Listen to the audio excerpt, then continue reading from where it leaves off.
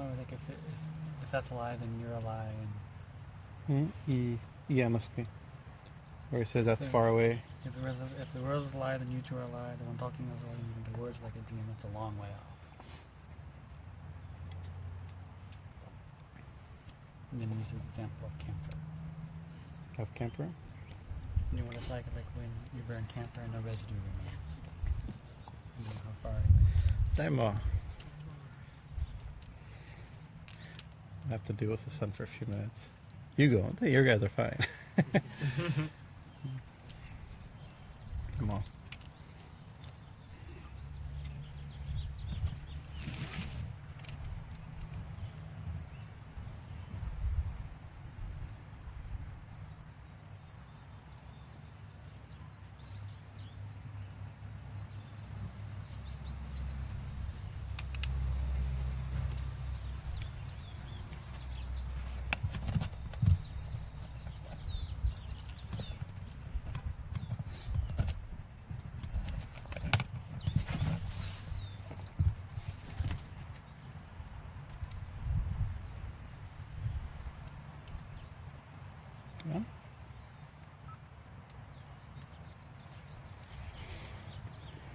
Please repeat.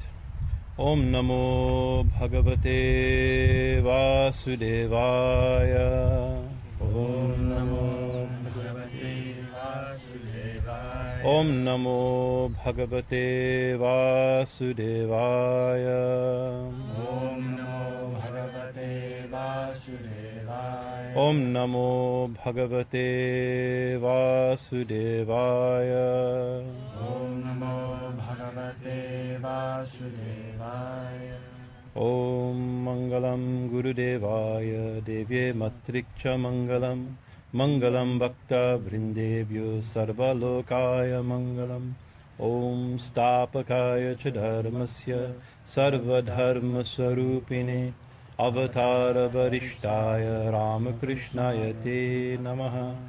Om Sarashiva Samarambam Shankaracharya Madhyamam Ashmaracharya Prayantam Vande Gurum Paramparam. Om Guru Brahma Guru Vishnu Guru Devo Maheshwara Guru Reva Param Brahman Tasmai Sri Gurave Namaha. Om Sri Ganeshaya Sharada Gurubhyo Namaha. So last week we had a guest speaker, Swami Bhajanananda, who we have news has arrived safely in Taos, and continuing I think today probably to continue his trip to Colorado. He left earlier than yesterday, day before yesterday morning. Yeah, yesterday. And so and the week before that, we were last couple talks we've given on the Kali Sahasranama, and I thought I was going to continue, but then I said, well, let's peek, let's see what the Bhagavatam says, where we left off. I'm going, okay, this can be a nice topic of discussion. So we're going back and forth between Kali Sahasranama and Krishna Lila from the Bhagavatam, and sometimes we feel that the bhavs between these two manifestations of divinity are a little different. Right, but 2 days ago we celebrated this Falaharini Kali Puja, a very auspicious day. Something kind of like our founding day. We were kind of our annual function in a certain sense, and it's a form of Kali that's worshipped, that it has a story connection to Krishna to connect these two leelas. And in the past we've actually given talks on those days. We didn't get a chance last time, so I want to at least cover a little bit just to connect the two again. This is not from Bhagavatam and from the main text. This is from the secondary later text, but they're very beautiful. Is that we know we know Radha and Krishna. We usually think who is Radha's husband. You immediately say, oh, Krishna. But Krishna is not Radha's husband in the story, right? Radha had a even. To be honest with you, I'm not remembering Radha's husband's name. Abhimanyu. Abhimanyu is Radha's husband's name, and the daughter-in-law and the sister and Jatila, the mom, and Kutila. Right. Thakur often says Jatila and Kutila. There's no yes, Swamiji read last night. Without Jatila and Kutila, there's no good story. A story doesn't get going. So there has to be some trouble. And in this type of arrangement, the mother-in-law and daughter-in-law, maybe they're watching out, what's happening with Radha, the new girl in the house that they're not happy with. And so anyway, so in the story, Radha is out with Krishna, right? And her sister-in-law is constantly trying to catch, and he knows she's hanging out with Krishna, right? And I want my brother to know what his so-called wife, is doing, right? So they go off. So one day she follows him to the forest. She sees Radha and Krishna are having some romantic interlude in the forest. So she runs to tell her brother and pulls him. So see, kind of like see what Radha's doing, right? But Krishna sees what's happening, and he tells Radha a little before, go and collect some fruit from the forest. Go collect lots of fruit. So they go and collect all this fruit, and they bring the fruit. And he says, now worship me with the fruit.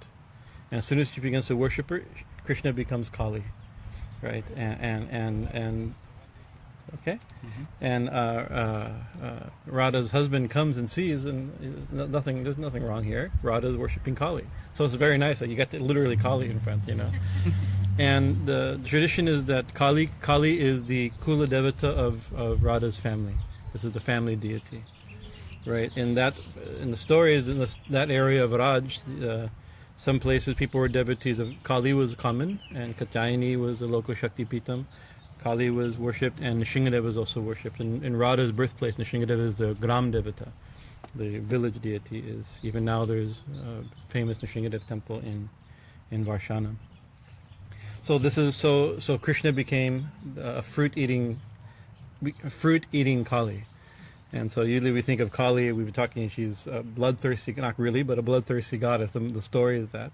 So here she's offering fruit. But Phalaharini means one who eats fruit, but also one who takes the fruit. So this is the one who we offer the fruits of our. We give lots of fruit on this day, of course, but we offer the fruits of our actions.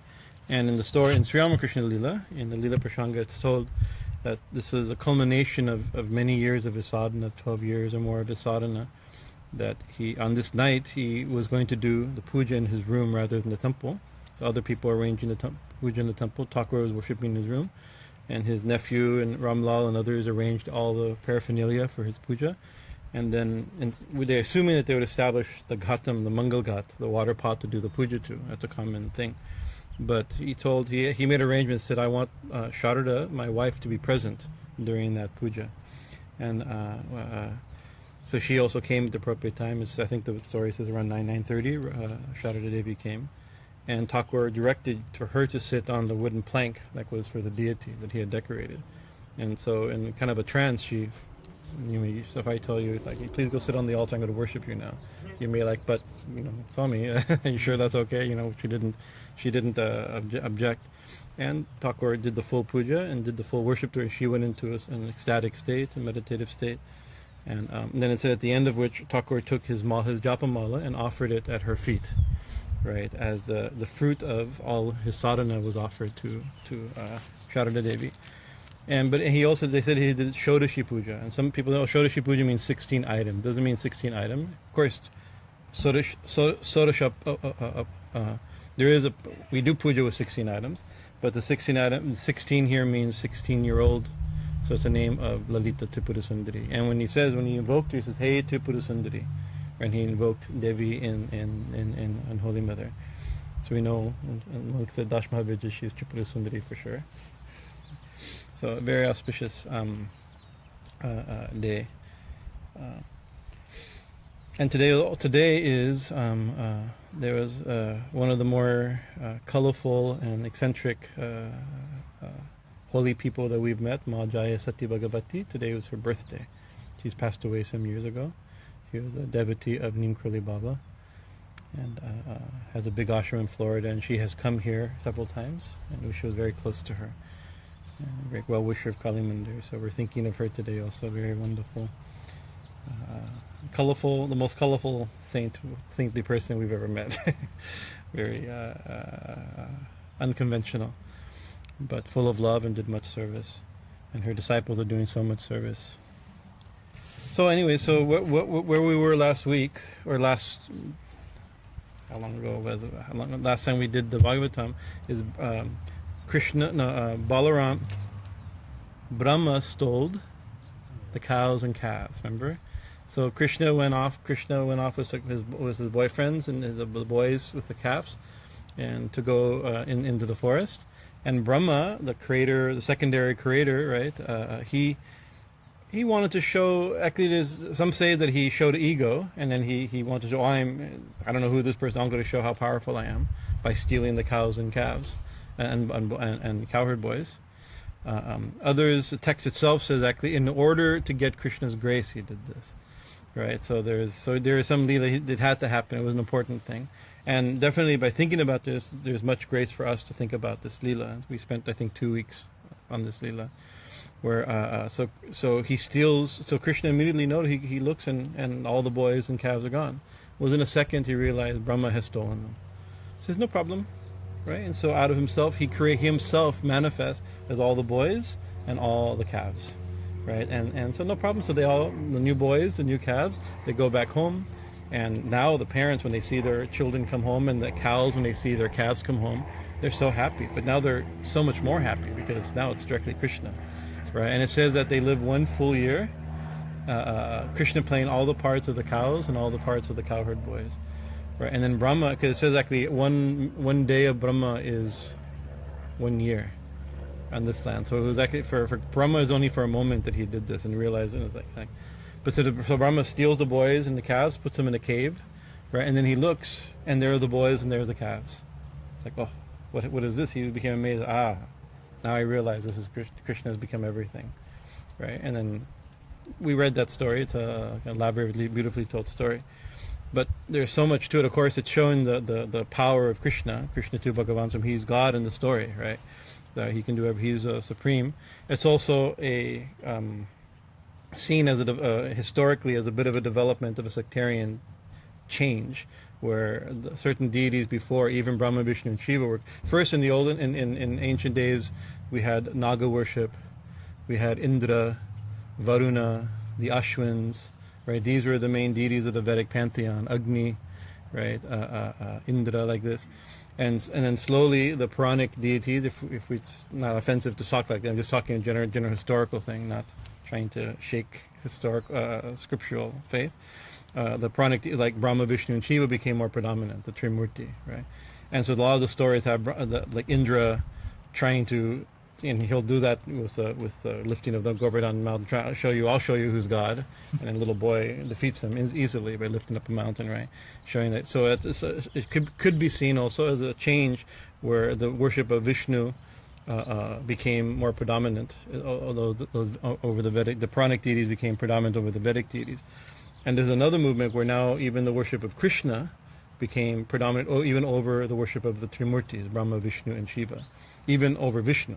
Right, in the Bhagavatam, Krishna is both an incarnation of Vishnu and the source of Vishnu's incarnations. Right, so there's a shift that happens. Right, so this story can also be seen a little bit of that. Oh, Brahma thinks he's so great, but Krishna is supreme. Right, so he shows his power, and Krishna shows more power. So it serves that function also. But then there's a bit of a mystical, Advaitic type of understanding that Krishna has become everything. He's all the cows and he's all the cows. Right, and so even before Brahma stole them, and he manifested all the cows and all the calves. Right, so that's wonderful. That's a big realization. But even before then, he's become all the cows and all the calves. Krishna has become everything. Right, God's playing actually all the parts, and actually that's a line several times in the Bhagavatam, that the one's playing all the parts. That he's the only one. He's become everything. He's become everyone. Right, Thakur also says like that. This is a very high realization when one realizes that God has become everything. Right. And then the story in the Bhagavatam related to Brahma, this is, if we go back to the very beginning of the Bhagavatam, Brahma comes out of the navel of Vishnu, right? We know that, and he opens his eyes and he sees only darkness, doesn't know what to do, and then he goes back into the navel trying to find where that lotus, going back to the stalk, trying to find the source. What's the source? Of course, a simple thing, he goes back and finds Vishnu and he hears tapas, he meditates. There's a story like that. But there's a sub-story. When he goes trying to find, okay, I'm on this lotus, the only thing in the world is me and the lotus, right? There's no creation yet, right? So where is the source? What's the source of a plant? A seed. Let's find the seed, right? So if I follow the trace back, I'll find the seed of the plant, But where is the seed of the plant? Where the seed go? The question. Since you're not enlightened according to last week's talk, are you enlightened? Oh, sorry. If a seed, you plant the seed and it becomes a plant, and so if you look at the plant and try to trace where did the seed go? Where did the seed go? Anybody know? You know the answer? It becomes a plant, right? So if you look for the seed, you won't find the seed, right? The seed is now in the form of the plant. So Brahma goes to find the source of the lotus that he's in, and therefore he's born from the lotus. Where's the lotus born from, right? And he sees, he can't find it because it's the lotus, right? So that the one we're looking for has become everything. So where to find? So there's a theme throughout that. So the story is hinting at that interpretation. We gave that interpretation last time also. So that's we're kind of where we left off last time on the Bhagavatam. So now Lord Brahma, he's now seeing this event, having this realization. What's his realization? One realization that it's not his power, it's Vishnu's power, it's Krishna's power. That's one thing. But here, a deeper realization that he's become everything, including Brahma, including the cows, including everything, including this world, right? So how to have this realization? What does that realization? What is it? What's that realization? That revelation elicits these beautiful prayers that are very deep. And I think that today, this morning, working a little bit this afternoon, this morning, I was able to translate roughly 8 verses. So this is the first. So we'll do it in 2-3 sections over the next few weeks, probably. Brahma Uvacha, Brahma says, Brahma Naamidya te Brahma Vapuse Tadit Ambaraya. Naomi, I bow Idyat to you, the most worshipable one, unto you. Abra Vapuse, whose body is like a dark cloud. Right, so now it's described. This opening is almost a Dhyan mantra. Dhyan mantra is a mantra that describes the form of the deity to meditate upon. Right, it's called a Dhyan mantra, meditation form. So it's actually presenting one of the classic meditation forms of Krishna. Usually we think of Krishna playing the flute, bent in 3. That's one pose that's mentioned in the scripture, with Radha at his side or like this. This is Krishna as a child. Also, you see the little baby Krishna holding a sweet. That's in Dhyan mantra. So this is a very classical pose of him during his young days. First it says that his body, his form, is like a dark cloud. Now, of course, we read, or Swamiji read a few weeks ago, last week, the dark cloud has Krishna black. I was last night, no? I think so. He's far away. You take water in your hands. Yeah. Yeah. So because Thakur mentioned it several times. Somebody asked, why is Krishna black or dark? Why is Kali dark or black? And he said, because of distance, right? If you go close, they're not black at all. They're not dark at all. They have no color. And then Thakur gives the example of water. In the water of a lake or in the ocean looks blue, right? You go up and you look and there's no color at all. You look up at the sky was it's a beautiful blue sky. It's not a blue sky, right? Where you hold it, there's no color at all, right? Also, Thakur says that why is Krishna it says described to 3.5 cubits, means the size of a man. Right, but he's God. He's not he's infinite. His body is infinite, right? So it's not the size of a man. It looks the size of a man from a long distance because we seem to be far away. Right? We're seeing from a long distance. So the first thing is he's dark. Abra Vapuse, whose body is dark. Tadit Ambaraya, whose cloth is like lightning. So this is very poetic, actually, because we know Krishna's dark, and he wears yellow cloth. That's a common iconographical form of him. Pitambara, he wears yellow cloth. But this is given, of course, it's very extremely poetic, but it's also, this is the language of cowherders, right? Everything they're in a natural state. They're not in the city where, they see the rain clouds are, what the monsoon cloud, this dark cloud, like a dark monsoon rain cloud, right? And the monsoon cloud comes with lightning, these beautiful streaks of yellow lightning. Right, so it says that his body is like a dark cloud, and his cloth is like the color of light. Very extremely beautiful description, like lightning. and then he wear gunja avatam saha. He's necklace or earrings of kunja. We just had a long conversation about kunja beads with Adikeshav, because he's ordered 500 kunja berries. Kunja berries are a very sacred bead.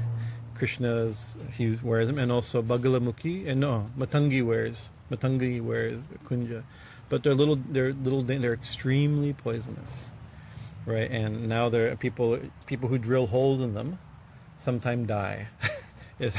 Right? Come.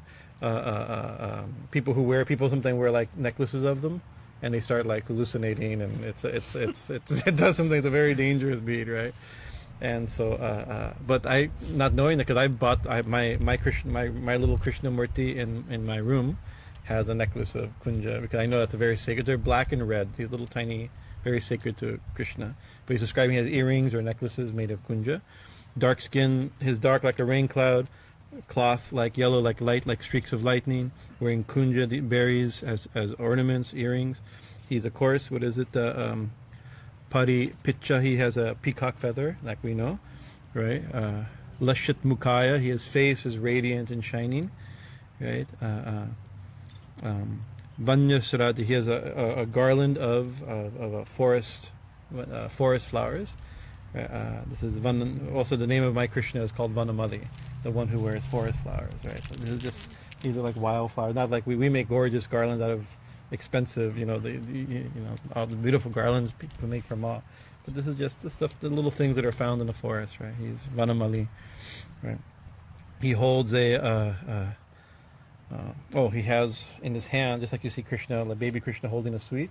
Here he has, because this is not him baby as a baby, this is as a young boy in the forest, right? So he's dressed like a herder, and they take their food, so they have like their pots and bags of rice and yogurt and things like that. So he has in his hand, he has a bunch of yogurt rice, right? So he has some. So he's picnicking. There's a little picnic scene, right? He has a buffalo. He has a stick, a danda that he uses for herding, for the cows. He has a buffalo bugle horn, and of course his flute. And the scripture says his flute he keeps in his. This is not Krishna playing. It's Krishna. He has his flute in his belt, right? And his Lakshmashriye Mriddipaje, and his very beautiful lotus-like feet, right? Beautiful. That Pashupa Angajaya, he's the son of the cowherd man, which means the son of Nanda. So this is actually his Jnan mantra. So he says, Brahma saying, I bow to that most worshipable one, that Idya, the one that's worthy of worship. And describe him dark as a rain cloud, dressed in cloth like lightning, gunja berries, a garland of forest flowers, holding a flute, a bugle, some food from his lunch. What was the other?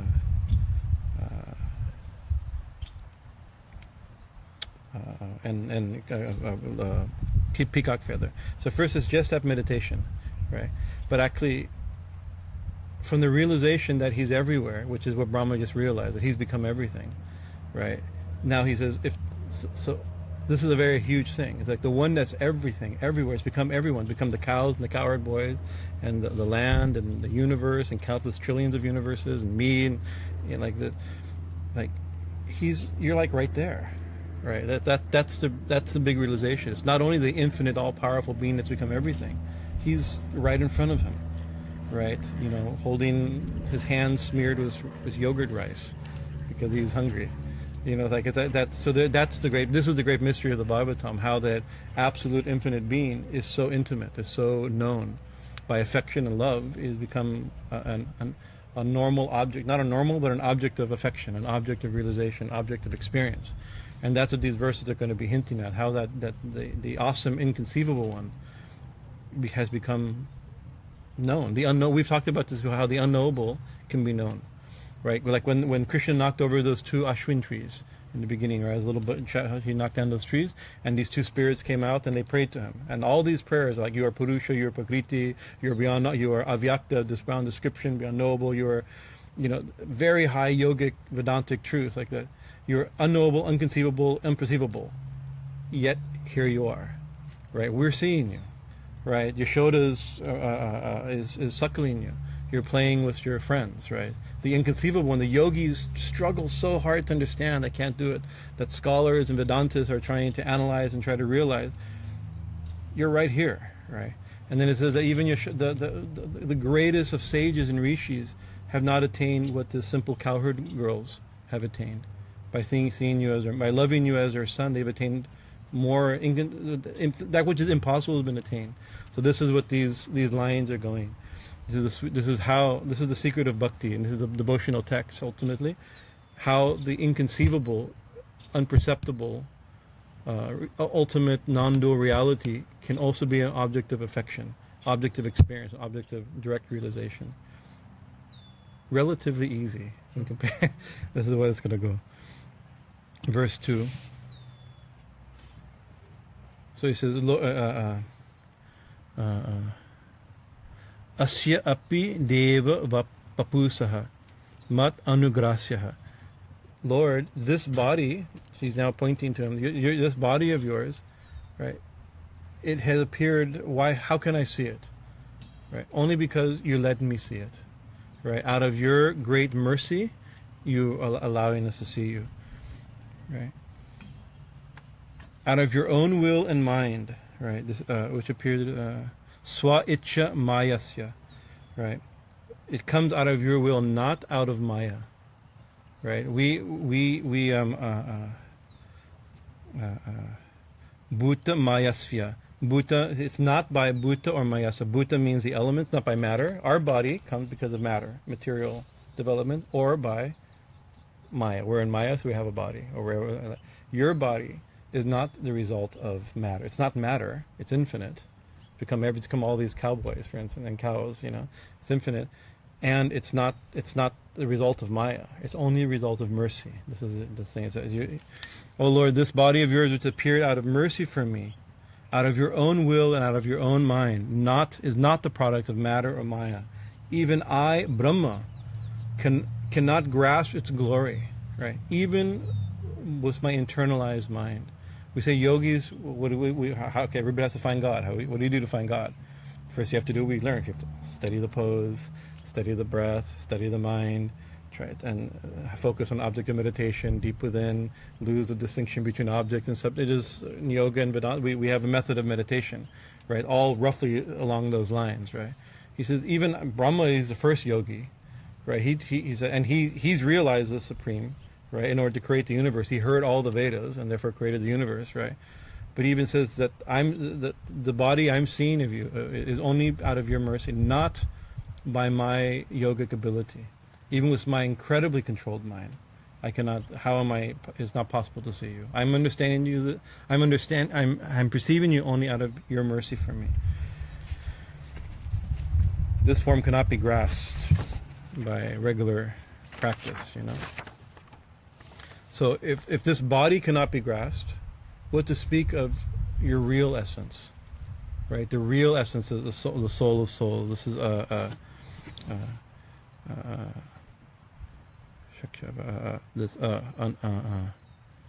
sukha anubhuta. What to speak of experiencing your real nature of infinite bliss, right? It can't be that. And so there's a anyway, I'll go back to that.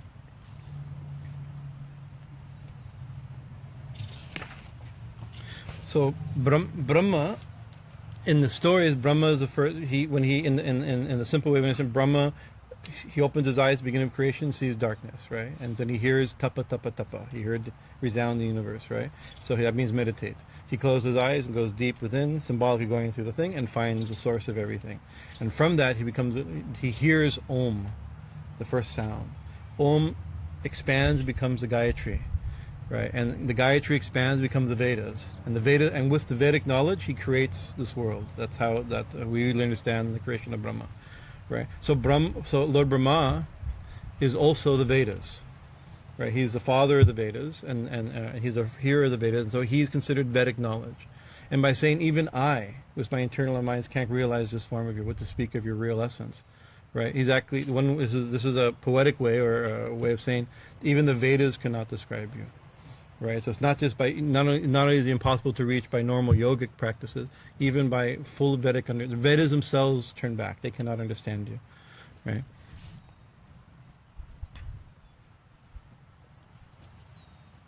So then he says that this is his realization. There's different types of people. This is that some just try to love God, others try to know God, right? So this is the path of bhakti and the path of jnana. Of course, we're trying to know God maybe through love. You're trying to love God through knowledge. I mean, they're not so distinct categories, but you can say there's some tension between the path of the jnana yoga and bhakti yoga. Right, the path of knowledge and the path of devotion, right? So this is obviously going to be, the Bhagavatam is in the path of devotion, so it's going to use he's going to glorify that. He says, giving up the pursuit of knowledge and simply giving up jnana, right? Following jnana, trying to understand you, right?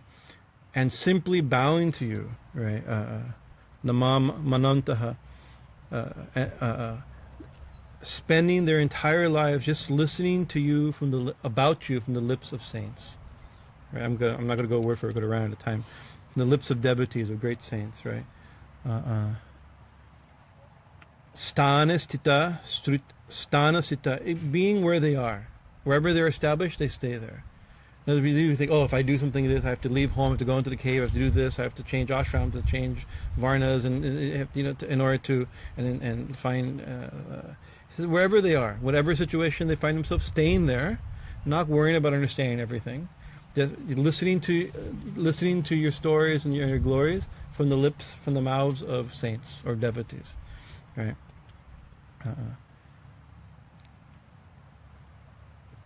Remaining where they are, and they meditate upon you with their body, speech, and mind.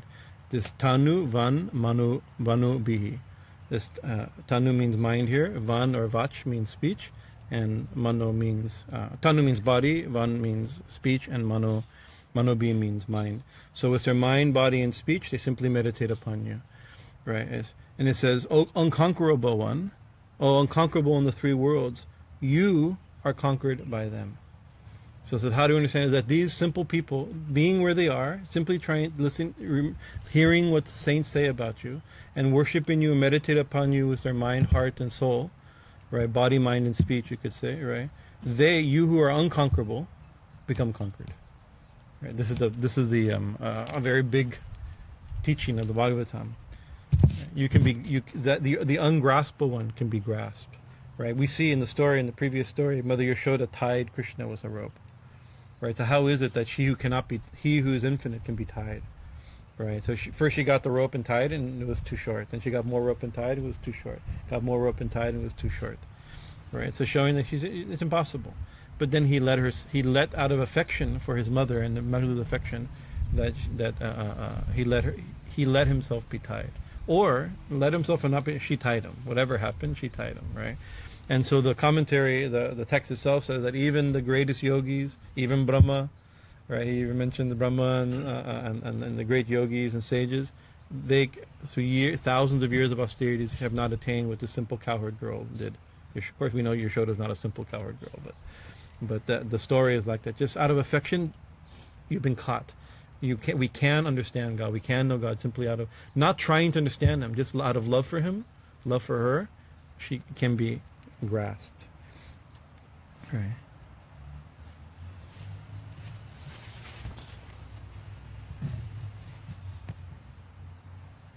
This body, mind, and speech is very tanu van mano bihi. Is it okay? So Sanatana Goswami, one of Chaitanya Mahaprabhu's primary disciples, he glossed this verse. What does this body, mind, and speech mean? Jai Ma, please come. Please come. What does body, mind, and speech mean? He says that for a devotee, he says devotees, body, mind. This verse is interpreted one way for devotees and one way for non-devotees. Right? It says for the devotees, through their body, words, and mind, they are able to conquer Krishna. With their hands, they can touch Him, they can worship Him, they can bathe His murti. They can, we're touching directly the Lord. with their voice, they can call him, chant mantras, sing praise, kirtan, right? And with their mind, they can directly realize and meditate upon him, right? To non-devotees, tanman manobihi refers to, because he says you are unconquerable. Oh, unconquerable! You are conquerable by devotees. But this refers to the unconquerable. In other words, a non-devotee, right? Somebody just trying to understand. And so this is an ancient world. In modern day, we would say, oh, these are scientists or these are rationalists. But that's an artificial. There's not the exact equivalent, right? But you could say this is the ancient world saying people are just trying to understand, independent of devotion, trying to understand the reality, right? It says that with their body strength, you can, by physically, how can you prove God's existence? Not possible. In the laboratory, you can't prove God's existence, right? No matter how much they try to explain, they cannot explain God's existence, right? With their mind, with their speech, like that. So it's for a devotee, it's different.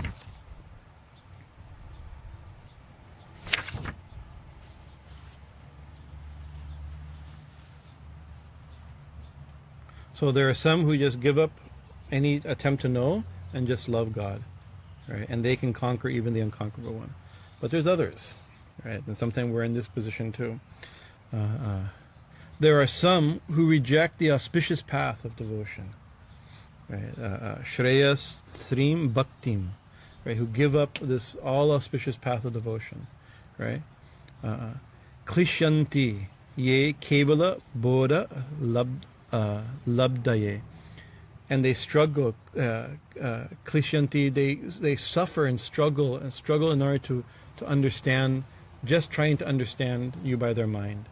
Actually, this term that is kevala bodha, right, means that just kevala means only just trying with their intellect, with their to try to understand. They give up the path of devotion and just try to understand you with their mind, at great difficulty. Other ways it could be they try with great difficulty try to realize kevala, but to realize the non-dual aspect of God, the kevalam, the one without a second, right? Both meanings are there, right? But so what will happen to them? This is a devotional text we have to understand. For them, what could be the result of this years of hard struggle of trying to understand God intellectually without devotion? That all they'll be left with is with that struggle. At the end of it, they have their struggle. They don't have God. For them, only the struggle will remain. In other words, they will only attain, the thing that they will have gotten is only that struggle.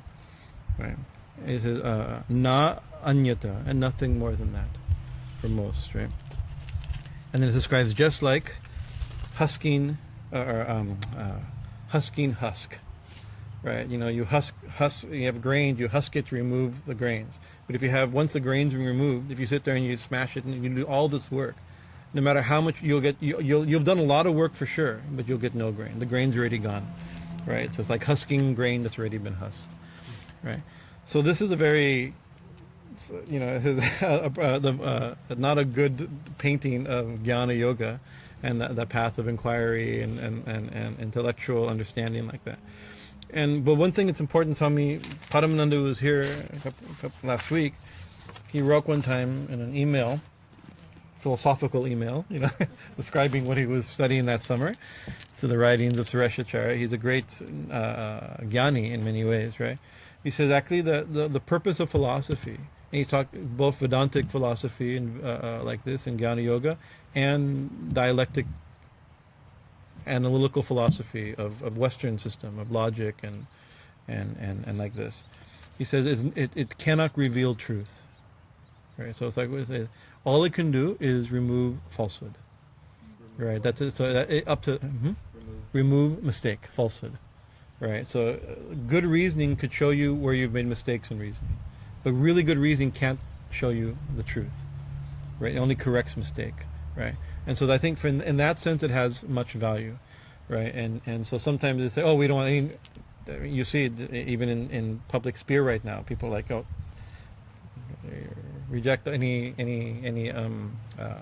scientific analysis of anything like that. We have faith that's sufficient, right? That's okay, kind of, but not really, because falsehood is not removed. Maybe the truth cannot be known, but falsehood has to be removed. It's a big piece of wood. It may take a little while to get going.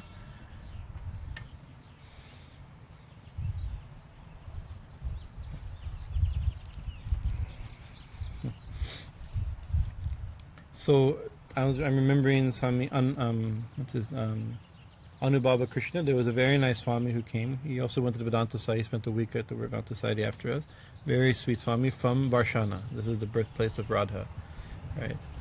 And I've mentioned, but he was saying that his guru sent them all to school, all his disciples to school, to study philosophy, religion, philosophy, history, this type of stuff, right? And so I immediately thought, because we know, like Thakur makes a statement about studying.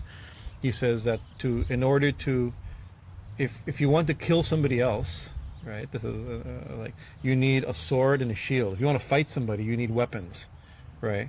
But if to kill yourself, just one little, nail clippers will do. You just do this, right? And it's not that hard to kill yourself, right? To kill somebody else, they'll put up a fight. It's not easy. You need lots of ability. So Sri Ramakrishna said that for people who are going to be teachers, they need education. They need wisdom. They need knowledge, because they have to destroy other people's ignorance. They have to defeat arguments. They have to convince people. And so Swamiji is a perfect example. He was expert at philosophy, Western philosophy, music, logic. Every point he had the ability to, not only the inner experience and grace, he had the ability to be a world teacher. But to a mystic, a simple devotee, is not necessary all of this knowledge, right? And so I thought he meant that, because the Swami is a great devotee of Ramakrishna, right? He says, and I quoted that. He goes, no, actually none of us are teachers. I've never given a lecture in my life. We're all hermits, right? He sent each one of us. You go to Varshana, you go to this place, you go to Narmada, build a small kutir and do your sadhana, meditate, right? None of us are ones who are spreading the Dharma. That's not our calling, right? He says he told us to go to school so that we don't become fanatics, right? Two things: and so we understand, so we can see the mistakes in our own thinking. These 2 points, right? Right? Because just on our own, we have our own text, our own thing, and you have a circular little world. There's a danger in that also. So it wasn't to realize God; it's to not become closed-minded, not become. So I thought that was a very interesting thing. So anyways, yesterday or last week, Swamiji read from his translation of the Katamrita. Thakur is also talking about this, because this is the two paths. This is the path of the non-dual realization, that's through Jnana Yoga, and the path of understanding and knowledge, right? That seems to be can appear as devoid of devotion, which doesn't have to be, obviously. So perhaps it's an artificial, huge dichotomy that doesn't have to be there. And the path of devotion, it doesn't matter. I don't care about knowing anything. I hear about God. What I hear from the saints is sufficient. And I dedicate my mind, my heart, my soul, my words, my speech, my thoughts to God. And with that, I can even conquer God, right? And the thing is that the path of knowledge, it's even the Gita. Arjuna asks, which is superior, the path of knowledge or the path of the manifest or the unmanifest, the formless or the God with form. And Krishna says, I don't have the verse directly in my head right now, but the gist of it is that actually the path of the formless is difficult. Right, that's the problem. So it's not a matter of high or low. One's easy, one's difficult. Right, and I remember when I don't remember the exact person, but it was a challenge given. He says, It says that Jnana Yoga, right, the path of knowledge is for the intelligent. Right, and so I'm intelligent, right, but it's very difficult. Right, and I'm intelligent, so I'll do the difficult thing. And so I was joking. He says an intelligent person does the simple thing, not a foolish person does something difficult. So that's a stupid thing. It could be somebody's nature. That's another thing. Swamiji talked about people's nature like this, right? But just the idea that I'm going to reject the path of devotion for knowledge because I'm smart, right? It's you husking. He says you could husk. You're not going to get. It's very hard to get any result, right? Right. Because how to know the unknowable, how to make an object of the subject, it's almost impossible. Not impossible, almost impossible, right? And who's going to know? That's another point, right? Like they said in that last verse it says Kavalya Buddho, right? One has the knowledge of the one, right? It's not the non-dual, the one, the singular. Kavalya means with no second, not even no second. It means like the unitary one. Singular being, right? So there's no when the singular being is realized, who realizes it? You don't realize it. You're a second being, It's not an object of realization. It's not a state to be attained, right? It's not a somebody to have to get to know, right? There's only one. So like when that knowledge comes, there's nothing else but that knowledge. There's nothing to know it. So Swamiji, can you read that section? So, Muni Malik, one of the devotees, had just gotten back from Varanasi, and he tells Ramakrishna, I saw another sadhu, and he said, nothing will happen without controlling the senses, just chanting God, God, what's the use? Which Ramakrishna says, do you know what they're like? First you need to perform spiritual disciplines. You need to have control of the mind, shama, control of the senses, dhamma, and forbearance, titiksha. They're trying to achieve nirvana. They're Vedantists, and they only reason. Brahman is truth, the world is a lie. A very hard path. If the world is a lie, then you too are a lie. The one talking is also a lie, and even their words are like a dream. That's really a long way off. And then he says, do you know what it's like? Like when you burn camphor and no residue remains. If you burn wood, then ash remains. After the end of reasoning, there's samadhi. Then I and you and the universe, none of this information matters anymore. And Thakur gives the example of a salt doll goes to measure the ocean, right? And then so you said, no, we know how deep is the ocean. So you tend to get a salt doll and go find out. So you go. So the second he touches the ocean, disappears, right? It's not that he becomes one. He's gone, right? So it's not like, oh, he's in bliss. He's gone. Only the ocean. There's only ocean. There's no sat doll in one with the ocean. There's only ocean, right? So who's going to tell us how deep the ocean is? There's no information. Right, so so that may be an absolutely true state, right? Even the ultimate truth, if you want to use that language, right? But it's a far way off, right? Difficult, potentially difficult. Verse 5. In the past, O Infinite One, Achyuta, actually Bhumam. I use the word Bhuma. Bhuma means huge. Right, and the Upanishad says that the happiness is found only in the infinite, never in the finite. Therefore, seek the infinite. That's one very famous verse in the Upanishad, right? So this is a name for Krishna also as the infinite, right? The one the one we want, you know. In the past, O Infinite One, many yogis, Bahavopi yoginas, many yogis. Offering all of their actions unto you. In the past, many yogis have just offered whatever they do to you. And through devotion cultivated by hearing about you, like we're doing, right? They easily surrendered to you. O infallible one. Here it is, Achyuta. And attain the supreme goal. So Brahma is comparing these two categories. Says, and if we look to the past, many great saints, here called yogis, they've realized you. Simply, they hear about you, and they meditate upon, and they cultivate devotion. And it says it's kato. What is it? Kataha upanitaya. This is like hearing and chanting kata. And so some have glossed this to be the 9 forms of bhakti. This is Shravanam, Kirtanam, Smaranam, Vandanam, hearing, chanting, remembering, worshipping, befriending, worshipping the feet. This is revealed. The Navarupa Bhakti is given the Bhagavatam, most famously spoken by Prahlad. He's the one who revealed the 9 forms of devotion, practice of devotion. But they all start with hearing, or hearing and speaking. So here's the kata. Here, what do you hear? You hear about God, right? And so we hear about God, and then we speak about God, or we chant. Right, and that's how it starts, and all the other practice of devotion come. So in the ancient times, it says in the ancient times, yogis, hearing about, they offered everything, whatever they did, right? All their wherever they are, their normal actions, all their actions, their karmas, their work, their duties. They did other duties for you. They did their work for you. They offered their actions to you, and developed devotion by hearing about you, right? And this way they easily surrendered to you, who are achyuta, inconceivable. And parama, gati parama, actually it says, gatim param, the supreme goal, destination, right? The param gati, right? You are that. So the thing that what's a param gati, the supreme aim that the jnanis are after, the yogis are after, the bhaktas are after.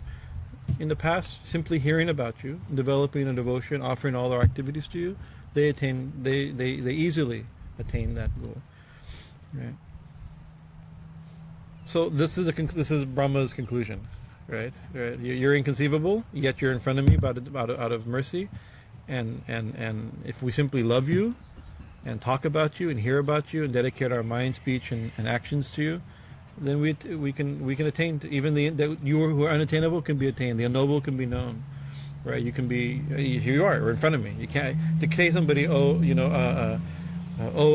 Ananda and Ananda, and the two Anandas, like you who are imperceivable.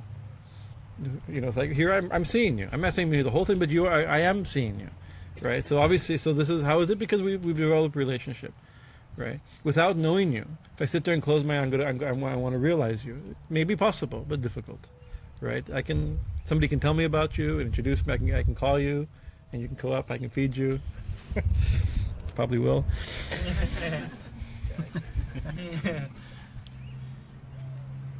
But still, it's not a fanatical text, right?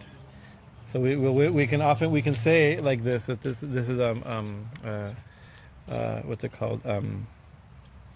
Since only through bhakti and never through jnana can God be known. That's not the message. It's not a fanatical text, although some interpretation makes it, this is the meaning, and they pound this meaning. See? Right. And the next verses are translated in a way that covers what they actually say. Right? It doesn't actually, so it says still, right?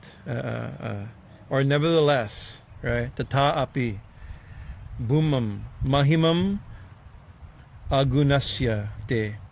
Still, the glory, your mahima, your glorious state of agunya, that was without qualities. I can't say impersonal. Your formless reality. That divine, glorious state of the non-dual reality, right? Beyond the gunas, may be understood. It can be known, right? By amala ananta atmabhihi, one whose mind is completely pure, and antar atmabhi, and whose mind and senses are indrawn, right? So this is the process. So by meditation, by understanding, you can be known. Still, it can be known if the mind is completely pure and completely withdrawn. If the sense is completely controlled and we're completely in it, you can be known. What aspect? That the formless aguna, that which is the glorious, magnificent realization of the non-dual reality, that can be known, right? It's stated, you cannot dismiss the ancient yogis and like that, right?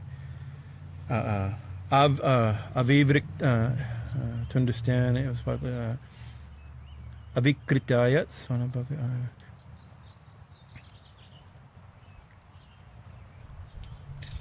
without this avikritya, not, that's beyond differentiation, beyond the object and the subject, the knower and the known. That when that duality is, by the controlled mind, the spotless mind, the distinction, the real duality, the real stain in the mind is the perception of duality.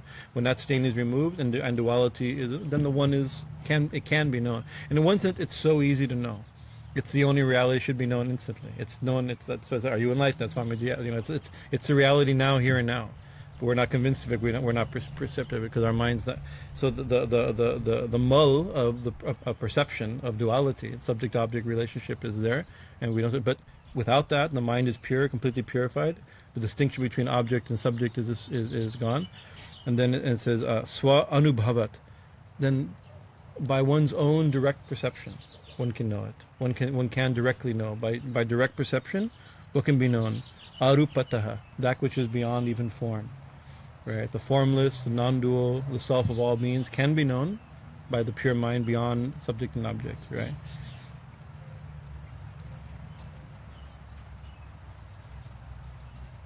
Without any illuminating agency Anaya bodhaya atmatyaya. Means that we see by, like, I see the fire because the fire gives light, and therefore I see. There's something in with sun, the moon, the light is like, but Jaima. This is that you'll know without nothing showing. By the self itself is the seer. The self sees itself. So it says it can't. Nevertheless, that can be known. Please, yeah, you please. Or you want the bench or the chair? Okay.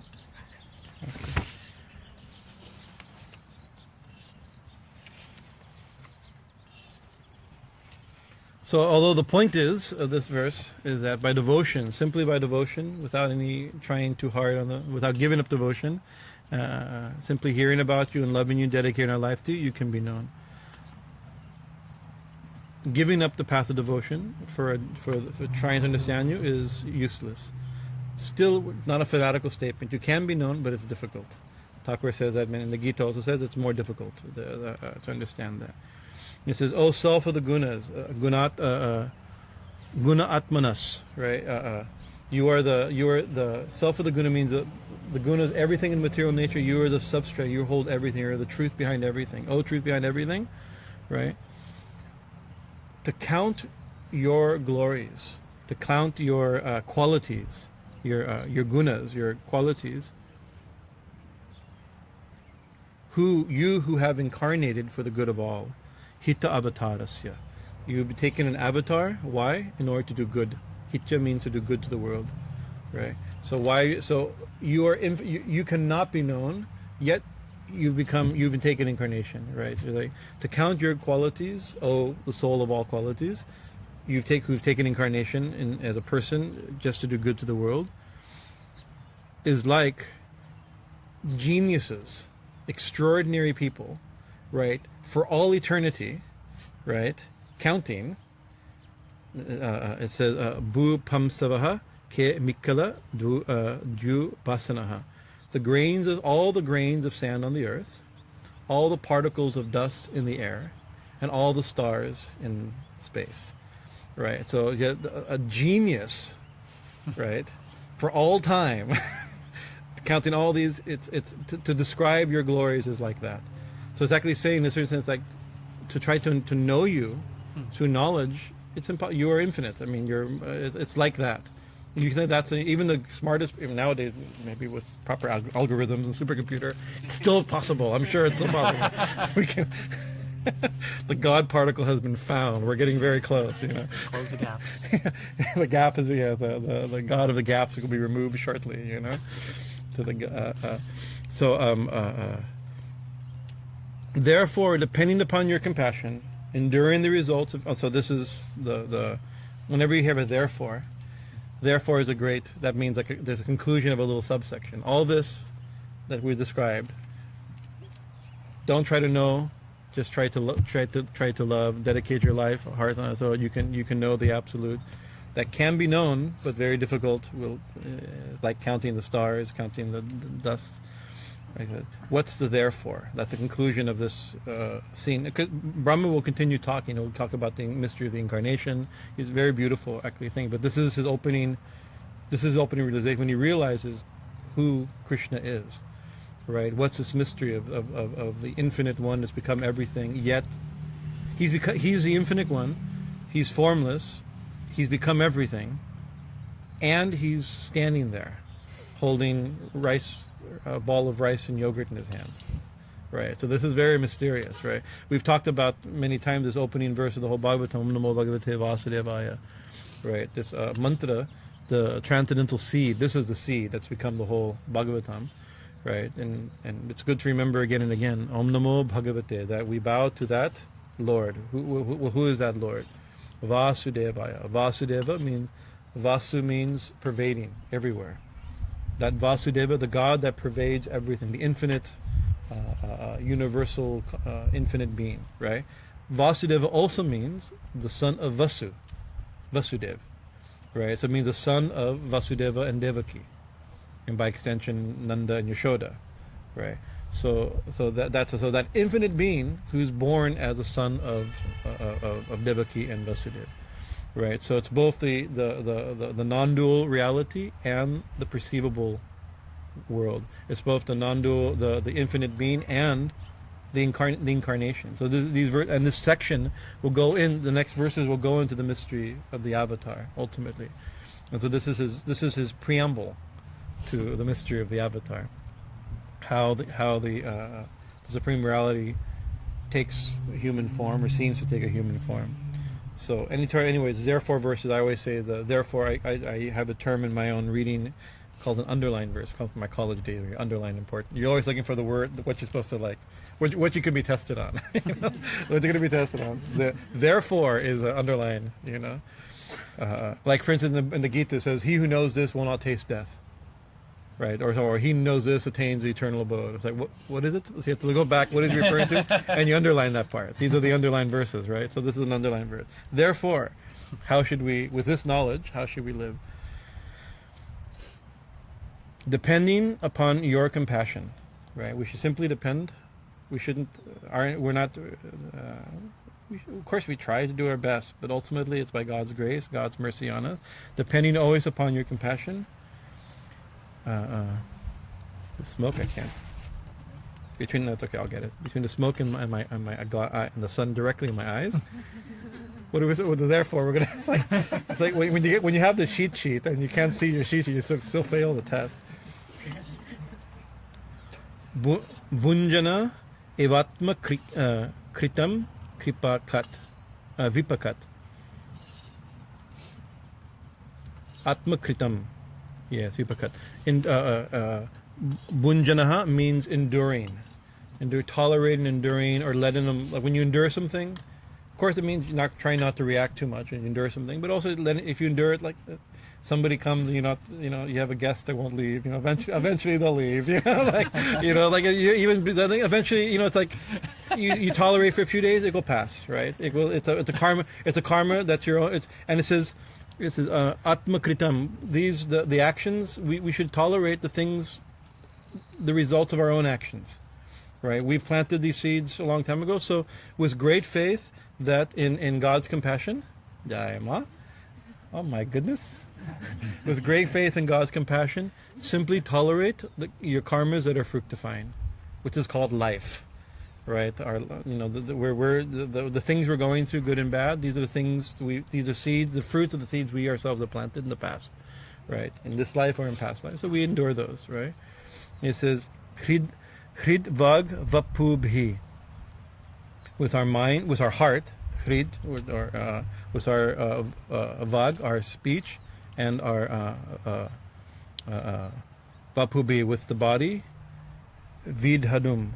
Namaha te, namaste. We should bow, right?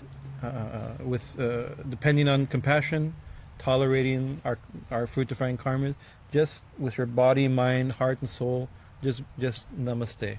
Just bowing all. We should bow all the time to you, to God, right? Jivato yo muktipade sa daya bhak. Such a person, us. This is the final. If we get the final, we pass the final. Then we have, we become the Dayabhak means that we become the heir, the rightful heir of mukti, of liberation, right? So this is so how do we? So it's like with this information, we simply have faith in your compassion, right? Develop our devotion, bow to you, tolerate whatever karmas are fructifying, and just constantly worship you. That's actually all that needs to be done. It's a very big, it's a simple thing, but a huge thing, right? Such a being has a right to attain, or becomes a rightful heir to the state of liberation, to attainment of liberation. Muktipadi sa dayabhak. And then you get the Nando Brahman here with a blank sheet. My next sheet is, but it's a very nice.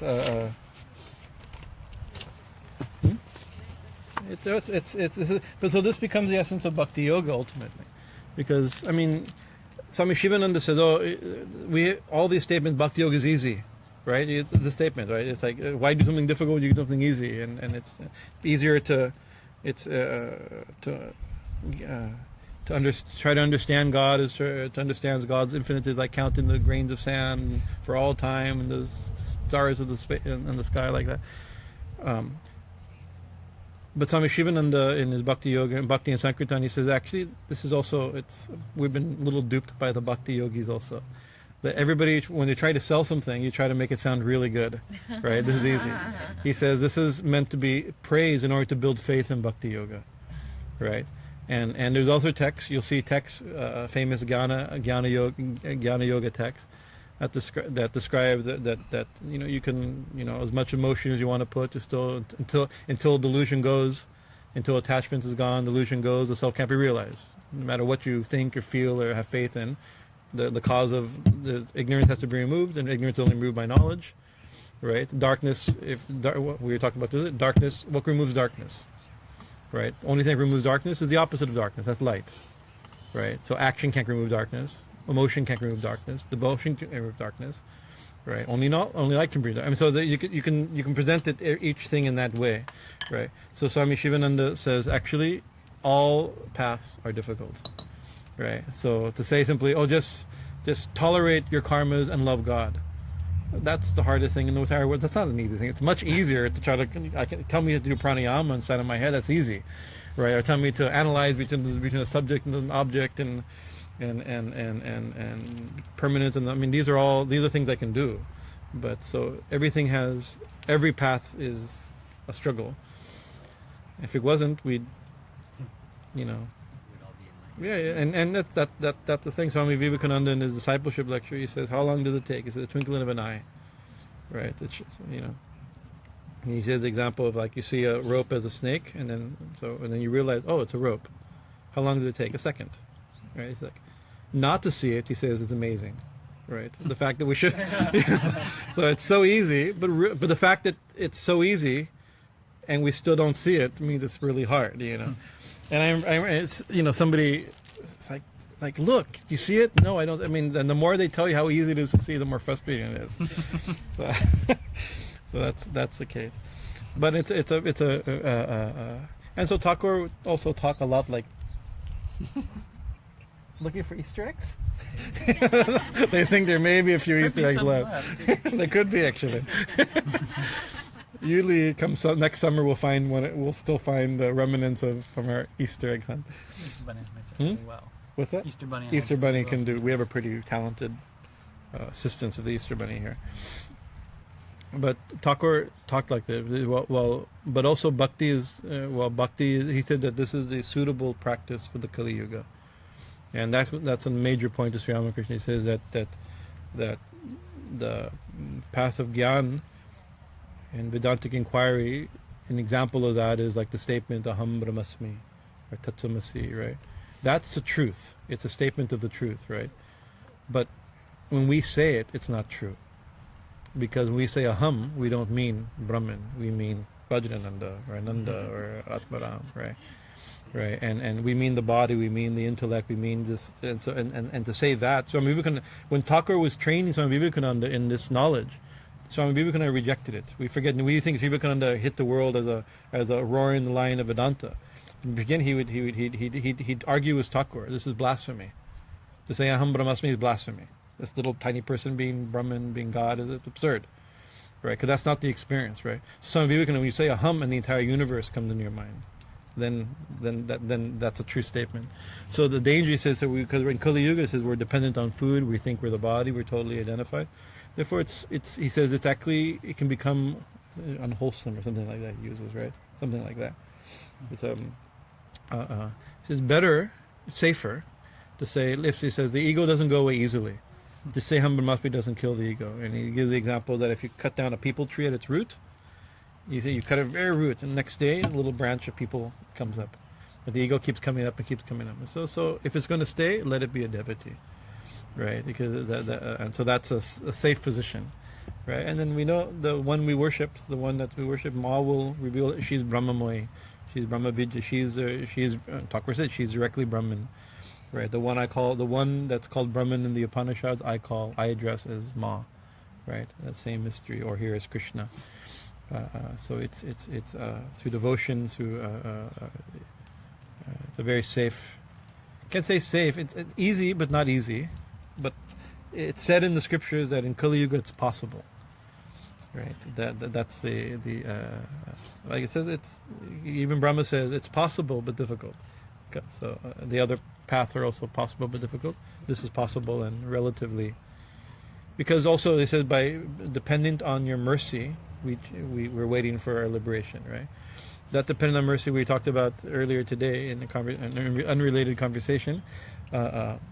There's a school of Buddhism called Pure Land Buddhism. It's actually about 85% of all Buddhists belong to a Pure Land school, right? And except most Americans never heard of it because that's not what we study, right? And Pure Land Buddhism, Buddha said, be your own physician, attain your own salvation, save yourself, right? So that's a great message. What could be a more limited? But how do I save myself in the dark age? Very difficult. Right, and so they also have an idea of Kali Yuga they call the Dharma ending age. It's almost very difficult to follow the Dharma, the Buddhist Dharma. And so there was a saint, I'm forgetting, Jizu, I think. We have a statue of him in our garden, right? Who came and he says, no, there's a Buddha, 10,000 Buddha lands away, named Amida. Confirmed. 10,000 in that direction, in the western direction. There's a Buddha 10,000, and those who chant his name, he's promised those who chant his name, he will be born in his land, right? And there they can easily practice and attain nirvana, right? And so this is different than what the Buddha said. Buddha said, be your own savior, but if they found there was a need for a savior, right? And so it says, and so there's a famous statement when I quoted today. He says, this is 1 out of 10,000 Zen practitioners attain satori. Right, and 10,000 out of 10,000 name reciters attain the Pure Land, because they're depending on somebody else's mercy, right? So, but the mystery of it, if you go and Zen and Pure Land they're practiced together, which is very interesting. They seem almost opposite, right? Because then they go into it because the Amida Buddha is not different from the self or the non-self, right? Both are the ultimate. They're both are ultimately the same, right? So even the praying and calling out to Amida Buddha, or here calling out to Krishna and relying on his mercy, is the same as realization of the self, right? It's the same. They're not different. This one makes more sense in our present condition. How do you? What time is it? 6:17. We did pretty good. Thank you for your kind attention. The Holy Duni. Is there any comments or questions, challenges, rejections? I have a question. Tell me. When you're talking about Brahma, Mm-hmm. is it the same story as how there's 4 faces of Brahma? Yeah, that's the same Brahma. And is the 4 faces, does that have something to do with what you're saying with the Om and the Gayatri and the... It does. It has to do with the 4 Vedas, right? And one's in the 4 because he's creator of the world. So 4 is a way of showing like the 4 cardinal points, right? But there's stories that he used to have 5 faces. There's other Brahmas also that have 10 faces and 10,000 faces in other universes that are creating. So we're considered to have a relatively small universe, right? So our Brahma only has 4 faces, but but also the thing, because he's with his 4 faces, he's chanting the Vedas in the 4 directions. That's usually how he's seen, right? And the 4 Vedas, because there's 4 Vedas also, so the 4 Vedas in the 4 directions, and the 5th faith, which was removed by some mysterious lila, is chanting the Upanishads, the mystical knowledge, right? But the danger in these stories, like in this story, Brahma tries to trick Krishna and steal the cows and the boys, and immediately Krishna replaces them, right? Because when we think of somebody has a big head, there's a way of calling them egotistical, right? So the head is very much, and even like you have Kali holding a head is like the killing of the ego, right? And so somebody with 4 heads was potentially very egotistic, because he's a creative demiurge, you could say. You know, it's like somebody who's given so much power to create universes like that. So it's take himself a little. So he often gets scapegoated in these stories as a symbol of taking himself a little bit seriously. And that's actually one of the stories how he lost his 5th head, is he took himself too seriously and said something beyond his. It's a different story for a different day. But yeah, it's related like this. Even to the story, it's related. Yeah. There's a sub story to this story in the Chaitanya Charitamrita, another text, right? Where Brahma in this scene He says, I haven't heard this story in 27 years, so I won't get it quite. I just vaguely remember, very vaguely remember the story, where it's elaborated. Another book that elaborates the story that during this time, that when he realized the cows and bulls were replaced, he was taken to another realm, to beyond his creation. He said, "What do you mean beyond my creation? I'm the creator. This is the only creation." But there's other creation, and he saw another hall where Vishnu was sitting on the throne, right? And there, billions of Brahmas, each one with tens of thousands of heads and helmets, were bowing, and the sound of as their helmets, if tens of millions of helmets hit the earth, hit the ground as they're bowing. So he had a realization that he thought it was very important, right? And even Brahmas infinitely greater than him, they're realizing that the source of their power is only God, right? So it's some story like that. Ma, Hari Om Tat Sat. Jai Thakur, Jai Ma, Mo Bhagavate Vasudevaya. Jai Ma. Do Arati, some bhajans. You can throw in some samagri if you'd like into the fire. Yeah, can you push the... Was it Shiva that chopped his... Yeah, that one story is.